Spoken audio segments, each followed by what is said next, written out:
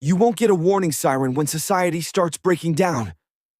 You'll get silence, delays, and people pretending everything is fine. And that's exactly why most people miss the signs until it's too late. The first sign is supply chains quietly failing. Not empty shelves overnight, but small, strange shortages that don't make sense. 1 week it's fuel delays, next it's medicine, then basic food items start disappearing. Here's the thing nobody tells you. Modern cities run on just-in-time logistics, meaning stores only hold a few days of stock.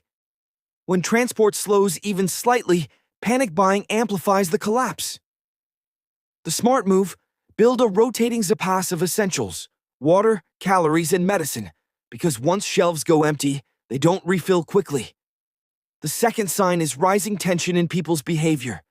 You'll notice shorter tempers, more arguments, and a subtle shift from cooperation to self-preservation. This isn't random, it's biology. Under stress, the human brain shifts into survival mode, prioritizing fear and aggression.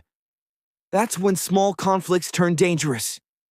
Your best defense isn't strength, it's avoidance.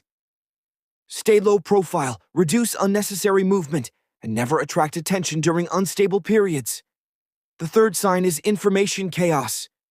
Conflicting news, rumors spreading faster than facts, and authorities giving unclear or delayed responses. This creates decision paralysis, which is deadly in a crisis. The people who survive are the ones who act early, not perfectly.